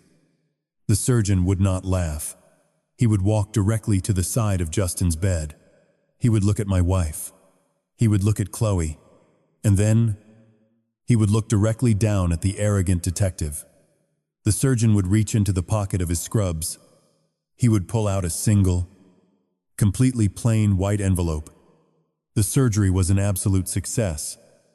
Justin, the surgeon would say, his voice echoing clearly in the quiet room. The new organ is functioning perfectly. Your body is accepting it beautifully. But the donor had one very specific, non-negotiable condition before they went under anesthesia. Justin would have frowned, his massive ego momentarily confused. A condition? My doctor told me it was a completely anonymous donation. It was, the surgeon would reply, holding out the envelope. But they demanded that I hand this directly into your hands, the exact moment you woke up. They said it contains absolutely everything you need to know about whose power is currently keeping you alive. Justin would have reached out, his hand, no longer shaking from the toxic buildup in his blood, would have taken the white envelope. He would have looked at his mother, who would be staring at the paper in total confusion. He would have looked back at the envelope. He would have slid his finger under the flap. He would have reached inside and pulled out the single sheet of yellow-lined paper. He would have recognized my rough, blocky tradesman handwriting immediately. I had spent 30 years signing the checks that paid for his clothes, his school, and his legal bribes. I laid in my own freezing hospital bed, staring at the ceiling, feeling the heavy, burning ache in my side. A small, quiet smile touched the corners of my mouth. I did not need to be in the room to know exactly what was happening. I did not need to see his face to know that the main breaker had just violently, permanently tripped. My wife told me later exactly what happened in that luxurious recovery suite. She told me every single detail, and it played out exactly the way I knew it would. When the lead transport surgeon handed Justin that plain white envelope, the entire room was absolutely glowing with relief. Chloe was standing by the window, texting her wealthy friends about the miracle. My wife was sitting on the edge of the hospital bed, wiping away tears of joy. Justin was sitting up against the pillows. His skin was already regaining a healthy color. His mind was completely clear for the first time in 6 months. He was feeling entirely victorious. He slid his finger under the flap of the envelope. He pulled out the single sheet of yellow-lined paper. My wife watched him unfold it. She told me that at first, Justin had a small, arrogant smile on his face. He probably expected a letter from some desperate family needing money. Or maybe a note from a religious person telling him he was blessed. But the very second his eyes locked onto the first line of text, that arrogant smile completely vanished. Justin knew my handwriting. He had seen it on thousands of checks over the last 30 years. He had seen it on the grocery lists on the refrigerator, on the repair bills, and on the $4,500 cashier's check that kept him out of juvenile detention when he was 16. It was rough, heavy, blocky tradesman handwriting. He read the first sentence. Justin, in electrical work, we have a very simple rule. My wife said all the color instantly drained out of his face. He went completely pale, whiter than the hospital sheets. His hands, which had been perfectly steady just a moment before, started to tremble so violently that the yellow paper was visibly shaking. He read the next lines. He read about the main panel failing. He read about how his biological father, Richard, gave him a name but refused to give him power. He read about how his silver police badge gave him authority, but could not keep his lights on. As he read, the heart monitor attached to his chest began to beep rapidly. The rhythmic, steady hum turned into a frantic, high-pitched warning. His heart rate was absolutely skyrocketing. Chloe turned away from the window, looking panicked. "Justin, what is it? What is wrong?" she asked, rushing over to the side of the bed. Justin did not answer her. He could not speak. His throat was completely paralyzed. He reached the final paragraph. "I am the anonymous donor. I am the 1 in a million match. I went into the dark. I passed the audit. And I took the brutal physical tests that Richard was too cowardly to take." He stared at the signature at the very bottom. Leonard. My wife leaned forward, terrified by the look on her son's face. "Justin, please. You are scaring me," she pleaded, reaching out to touch his arm. "Is the kidney failing? Are you in pain?" Justin slowly lowered the yellow paper to his lap. He looked at his mother. His eyes were wide, completely filled with an absolute, suffocating horror. The massive, impenetrable glass house he had lived inside for 36 years was completely shattering around him, cutting him to the bone. It was not a stranger. Justin whispered, his voice cracking, sounding like a terrified little boy instead of a tough police detective. It was him. My wife frowned, completely confused. Who was it? Justin could not even say my name. He just handed the yellow paper to his mother. My wife took the letter. She looked at the handwriting, and she immediately recognized it too. She read the words. She read about the 30 years of quiet disrespect. She read about the false triumph. And then, the absolute reality of the situation hit her like a physical blow. She remembered my heavy work boots sitting in the hallway. She remembered the dark purple bruises covering my arms that I had blamed on a construction accident. She remembered me packing a cheap canvas duffel bag and telling her I was going up to the lake to wire a hunting cabin for the Union boys. She realized that while she was sitting in a comfortable waiting room drinking hot coffee, praying for a miracle for her son, her husband was lying completely alone in a freezing operating room exactly 55 miles away. Having his body cut open to provide that exact miracle, my wife dropped the letter onto the bed. She covered her face with both of her hands and collapsed into the visitor's chair, sobbing with a heavy, agonizing guilt that she will probably carry for the rest of her life. Chloe picked up the letter.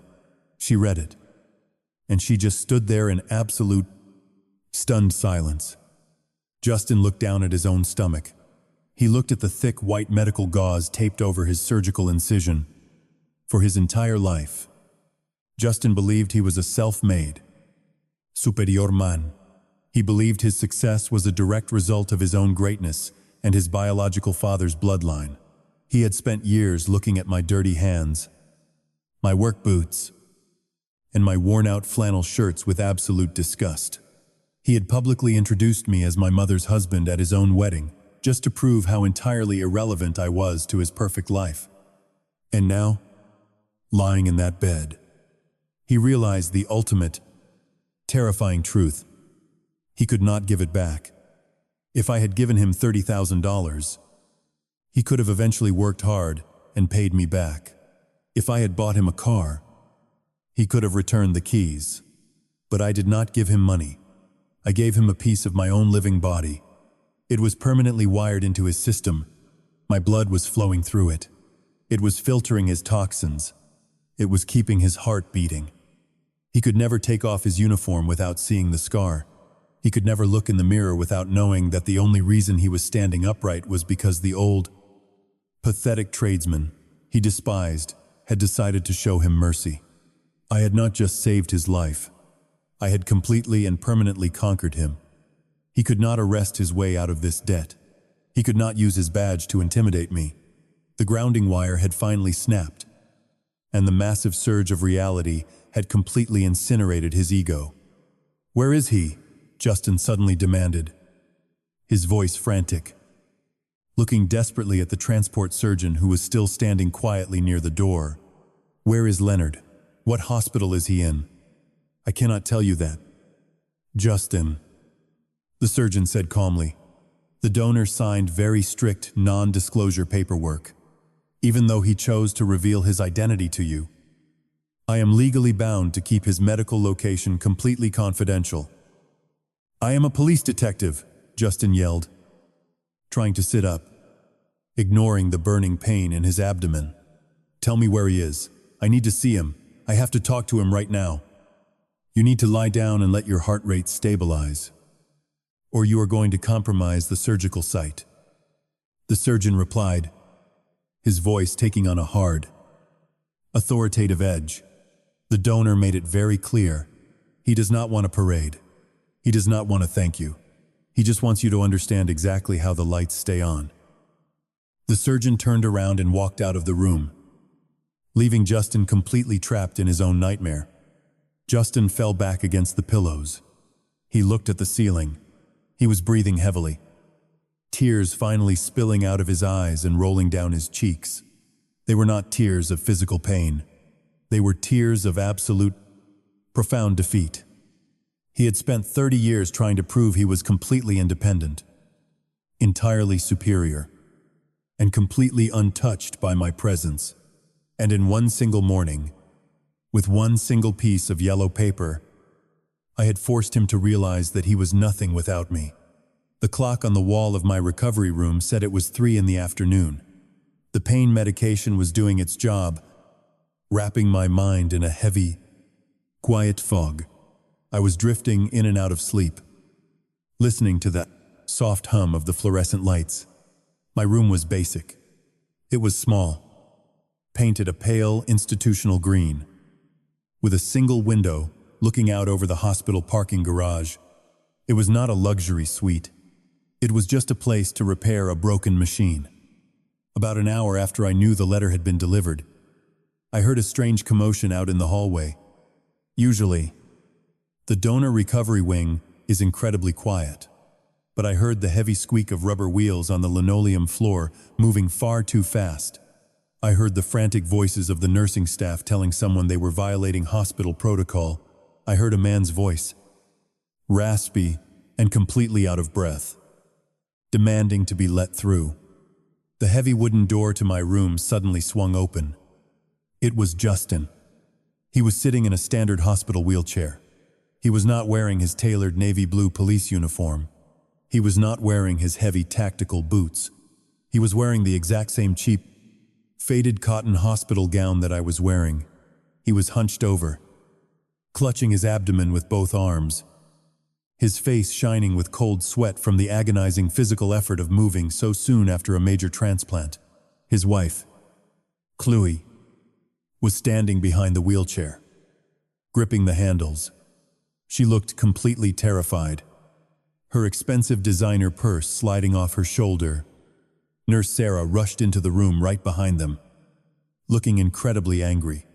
She stepped in front of the wheelchair, telling Justin he was absolutely risking his new kidney by leaving his monitored ward. I slowly raised my right hand, the one without the intravenous line. I looked at Sarah and gave her a very small, quiet nod. I asked her to give us a minute. She looked at me, looked at the absolute desperation on Justin's face, and slowly backed out of the room. Closing the heavy door behind her, the room went completely silent. Justin sat in the wheelchair at the foot of my bed. For the first time in 30 years, he was actually looking at me, not looking past me, not looking down at me. He was looking directly into my eyes, and he looked entirely broken. I did not sit up. It hurt too much to move. I just lay there flat on the thin mattress, resting my heavily bruised, calloused hands on top of the white thermal blanket. I watched him struggle to breathe. I watched him try to assemble the pieces of his shattered ego. But there was absolutely nothing left to build with. The phantom voltage was completely gone. He was running on raw, unfiltered reality. "Why?" Justin whispered. His voice cracked. It was a pathetic, small sound. It was not the voice of a man who commanded authority on the streets. "Why did you do it? You hate me. You have to hate me." I looked at the ceiling for a moment, listening to the slow beep of my heart monitor. "I do not hate you, Justin," I said, my voice quiet but perfectly steady. "I have never hated you. Hate requires a lot of energy. Hate is a massive power surge. I am an electrician. I do not deal in surges. I deal in grounding wires. I deal in keeping the baseline current stable." Justin grabbed the armrests of his wheelchair. His knuckles turned entirely white. "I insulted you," he choked out, tears suddenly welling up in his eyes, spilling over his lower lashes. "I humiliated you at my own wedding. I introduced you as a nobody. I worshipped a man who completely abandoned me. And I treated you like garbage for 30 years. Why would you let them cut you open for me?" I turned my head on the stiff pillow and looked at him. I looked at the dark circles under his eyes. I looked at the thick medical bandages visible beneath his open gown.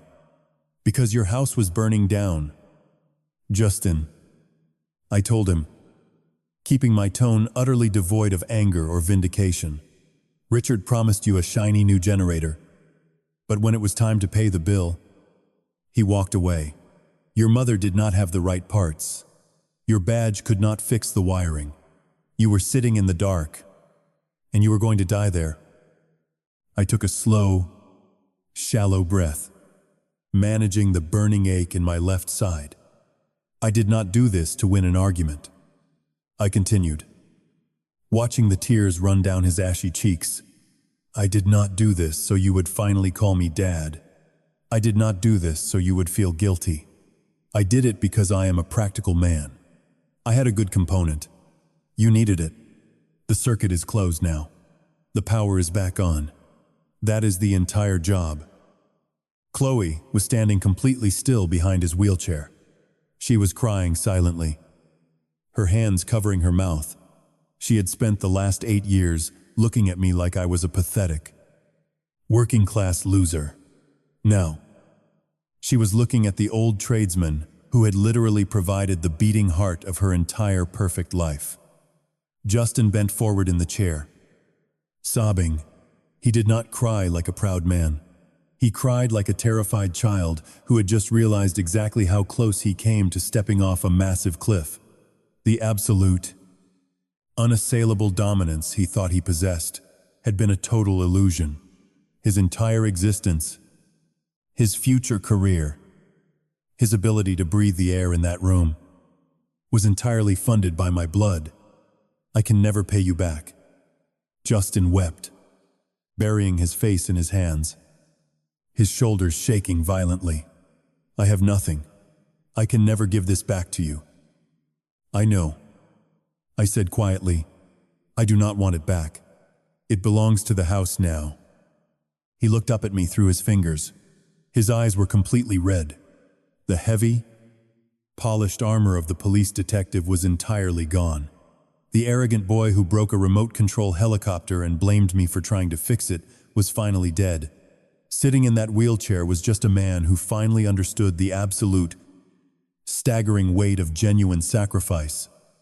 He opened his mouth to speak again, probably to apologize, probably to offer some grand, desperate promise about how he was going to change his life. But I did not need to hear it. I did not need his words. Words are just noise. The only thing that mattered was that the main breaker had been permanently reset. I reached over with my heavy, calloused hand and pressed the call button clipped to my pillow. Nurse Sarah opened the door a few seconds later. She looked at Justin, who was still sobbing quietly in his chair. And then she looked at me. "I am very tired, Sarah," I said smoothly, closing my eyes against the fluorescent lights. "I think the recipient needs to go back to his own ward now, so he can heal." Justin did not argue. He did not demand to stay. He just let his wife pull the wheelchair backward, rolling him slowly out of the room.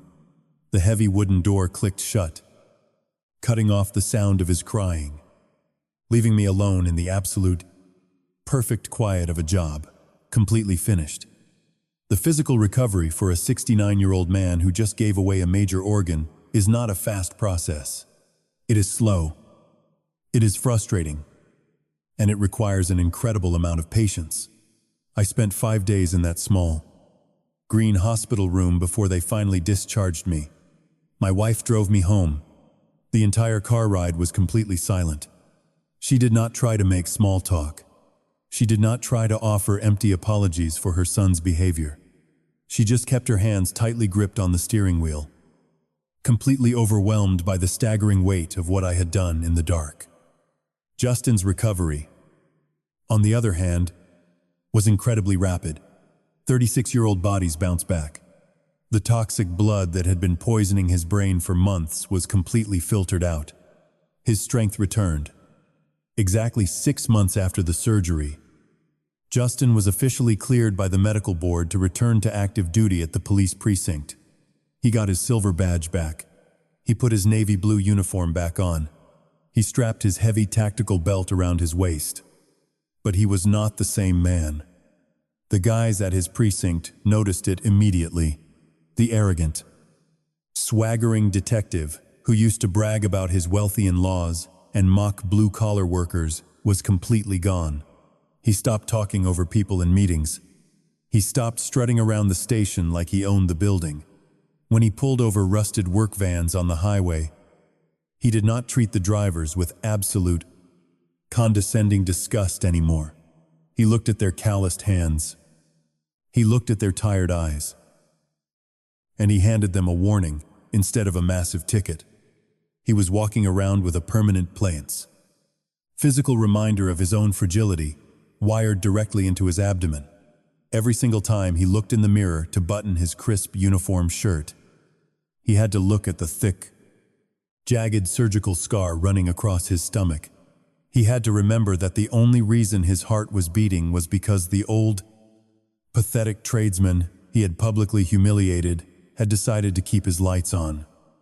His biological father tried to come back into the picture.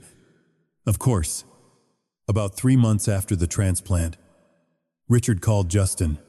Richard had seen the social media updates from Chloe. He knew Justin was healthy again. He probably wanted to take him out to an expensive steakhouse and pretend the whole thing never happened. He probably wanted to take another photo for the internet. Justin answered the phone. My wife told me about it later. She said Justin did not yell. He did not scream at Richard. He just listened to Richard's booming, theatrical voice, making grand excuses for a few seconds. Then, Justin simply said, "You do not have any power here anymore. Do not ever call this number again." He hung up the phone. He completely, permanently severed the wire to the false generator. Richard was finally dead to him. Justin did not come over to our house for a very long time. I think he was too deeply ashamed to look me in the eye. But eventually, the silence had to break. It happened on a cold Saturday morning in late November. I was out in my garage. The overhead door was open, and the freezing air was biting at my face. I was wearing my heavy canvas work jacket, sitting at my old wooden workbench, sorting through a heavy metal toolbox. I heard tires on the pavement. I looked up. Justin's car pulled up to the house, but he did not park in the driveway like he owned the place. He parked out on the street, carefully pulling up to the curb. He got out of the car. He was wearing a plain, faded gray sweatshirt and blue jeans. He looked incredibly normal. He walked slowly up the concrete driveway. He stopped just outside the garage, standing in the cold, looking at me sitting on my metal stool. I stopped sorting my wrenches. I rested my calloused hands on the wooden bench. I did not say anything. I just waited. Justin took a deep breath. His breath plumed in the freezing air. He looked at my hands, the same hands he had mocked for being dirty. He looked at the heavy steel toe boots on my feet. I was trying to replace the alternator in Chloe's car this morning, Justin said, his voice quiet, lacking any of that old, arrogant comment. I completely messed up the wiring harness. I cannot figure out the ground. He paused, swallowing hard. His eyes were completely